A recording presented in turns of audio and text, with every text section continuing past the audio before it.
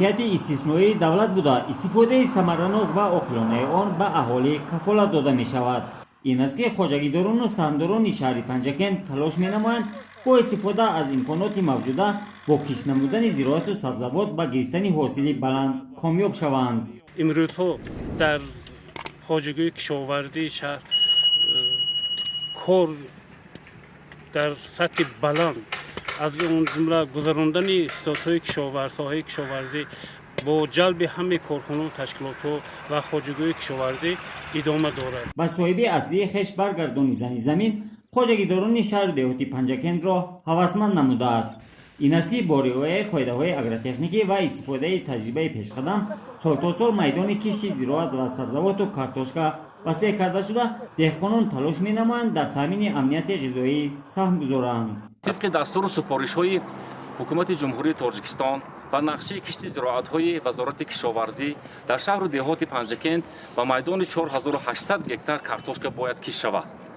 از این میدان برای کشت کردن این میدان 12000 تانه کارتوشک تخمی ضرور است که از این علاقه 10300 تانه آن تمام خواجگاه دهقانی ما ذخیره نموده‌اند.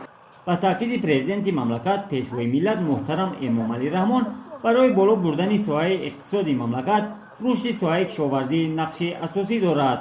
ин аст ки сокинони шаҳри панҷакент ҳар хита заминро самаранок истифода менамоянд.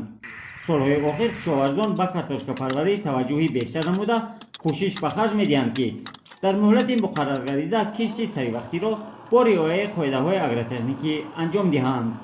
мавсими кишти баҳории картошка дар шаҳру деҳоти панҷакент вусъат меёбад. дар асоси дастуру супоришҳои пешвои миллат муҳтарам эмомалӣ раҳмон майдони кишти картошка дар хоҷагоҳи кишоварзии шаҳр ки шуморашон ба 5277 адад мерасад имсол ба 4800 гектар расонида мешавад.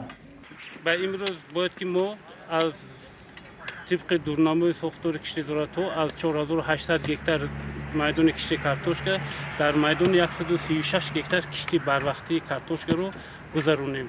раёсати кишоварзии шаҳр дар якҷоягӣ бо хоҷагиҳои деҳқонӣ ва саҳмдорон тасмим гирифтааст киштии нави зироатро аз ҳарсола барвақттар бо истифода аз таҷрибаҳои нави соҳа ба роҳ монда ҳосилнокӣ ва дурнамои истеҳсолро барзиёд иҷро намояд.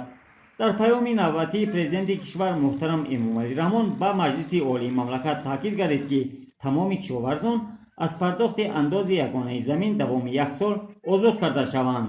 ин пешниҳодро тамоми кишоварзони шаҳру деҳоти панҷакент ҳамчун идомаи дастгириҳои давлатӣ оид ба истифодаи самараноки замин афзун намудани маҳсулоти ғизоӣ арзёбӣ намуданд.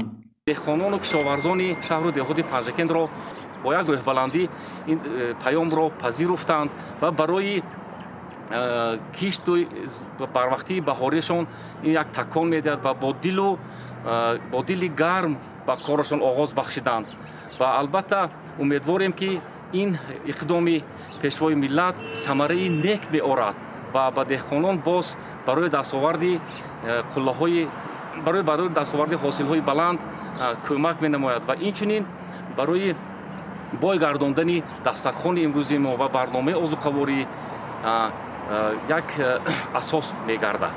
тавре аз раёсати кишоварзӣ иттилоъ доданд бо истифода аз нави тухмиҳои маҳаллӣ аз ноҳияҳои картошкапарвари мамлакат ноҳияи деваршиш ва ноҳияи кӯҳистони мастчоҳ ҳамчунин навъҳои санта манифест ва гала аз федератсияи россия қаблан таҷриба карда шуда деҳқонон ҳосили дилхоҳ ба даст оварда буданд ва дар ин баробар имрӯзҳо низ барои кишту парвариш аз ин нави тухмиҳои таҷрибашуда ворид карда мешавад. бо имрӯз зиёда аз 75 тонна картошки тухмии навъҳои хушсифат ворид карда шудааст.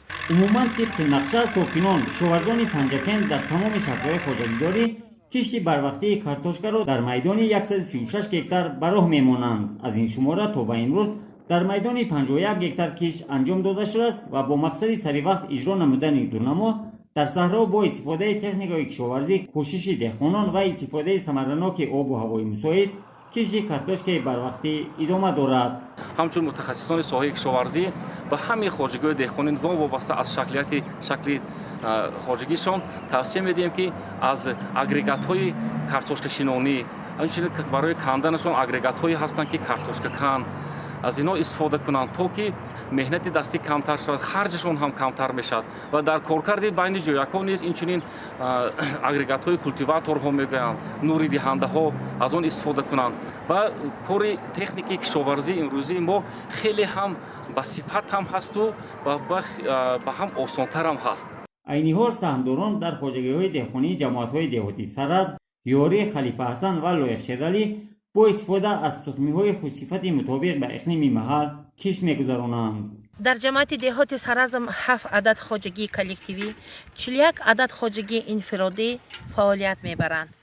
саҳмдорони ҷамоати деҳоти Саразм 11420 нафар буда, соли равон тибқи нақша дар ҳудуди ҷамоат дар майдони 500 гектар картошка кишт мекунем, ки нисбат ба соли гузашта 100 гектар зиёд мебошад. дар деҳаи Ёрӣ истиқомат мекунам. Манинҷа ман 20 содиқ саҳми худамро гузошта, манин коргаро кади 20 содиқ замина ба уҳда гирифта хизмат кардам. манин коргаро картишкашинон досин. дар назар аст ки дар моҳи апрел бо гарм шудани ҳаво дар ҷамоатҳои Доманакӯҳ, Моғиён, Хароб ва Вору кишти картошка оғоз мегардад. картошкаи барвақте ки имрӯзҳо кишт мешаванд бештар аз навъҳои зудрас мебошанд, ки тақрибан дар атрофи 90 то 110 рӯз мерасанд ба атрофи дар охирҳои моҳи май ва июн аллакай дар бозорҳои ҷумҳурӣ картошки мо ба харидорон манзур карда мешавад.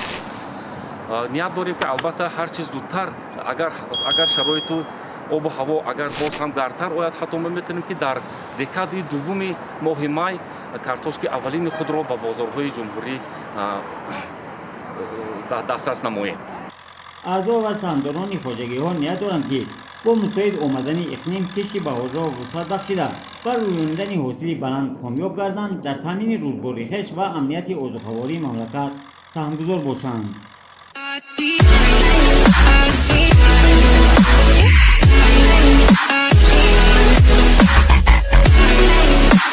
I